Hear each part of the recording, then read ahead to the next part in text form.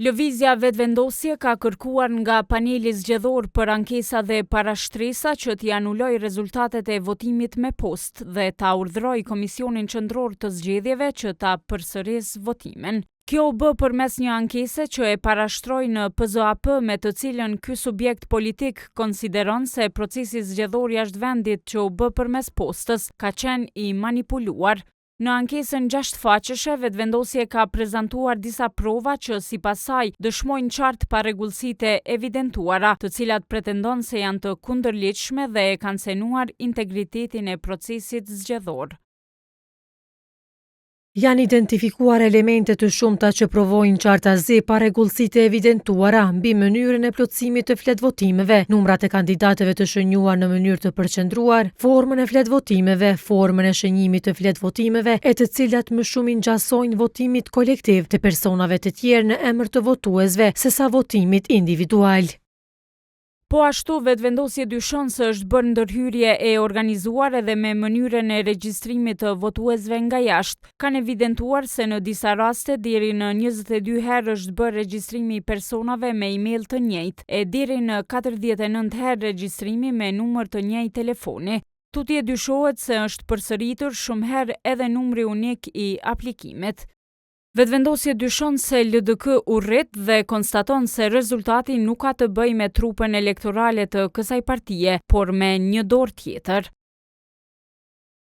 Në këto fletvotime dallohet qartë një szablon i përsëritur në disa skema. Votat shkojnë për kandidatët me numër Lumer Abdigjiku 1, Kujtim Shala 2, Doar Sakica Xhelili 3, Hysen Çekaj 80, ndërsa më pas kandidatëve të tjerë si Bahrije Hyseni 99, Alban Zogaj 22, Gazmend Muhaxheri 5, Jeta Rafuna Hasani 45 dhe Fatmir Aslani 61.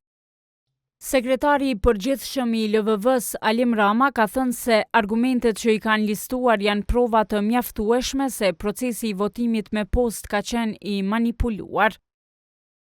Na po presim për PZAP-s të vendosë të anullon votimin me post edhe ta kërkon ripërsëritjen e votimit me post. Sepse kjo është pjesë e procesit që u lëndu. Në PZAP kanë thënë se kanë kohë 72 orë që të dalin me vendim. Nëse PZAP rrezon këtë ankesë, LVV-ja ka të drejtë të ankohet në Supreme brenda 24 orëve, ndërsa kjo gjykatë ka afat 3 ditë për të marrë vendimin. E deri atëherë në KQZ kanë thënë se nuk mund të bëhet shpallja e rezultateve. KQZ do të pres vendimarrjen e PZAP-it dhe eventualisht edhe të Gjykatës Supreme para se të procedojë me shpalljen e rezultateve përfundimtare të zgjedhjeve për Kuvendin e Kosovës, të cilat janë mbajtur më 9 shkurt 2025. Ndaj ankesës së LVV-s ka reaguar kandidatja e LDK-s për deputete Jehona Lushaku, e cila ka thënë se qëllimi është që të zvarritet certifikimi i rezultateve me që vetëvendosje ka dalë e pakënaqur me to.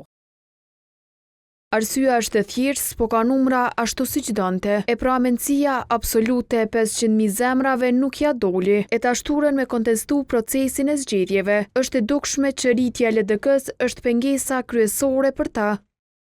Në demokracia në veprim thonë se duhet një hetim i thelluar vetëm mbi rastet e targetuara si të dyshuara, sepse në të kundërtën do të shkaktohen vonesa në certifikim.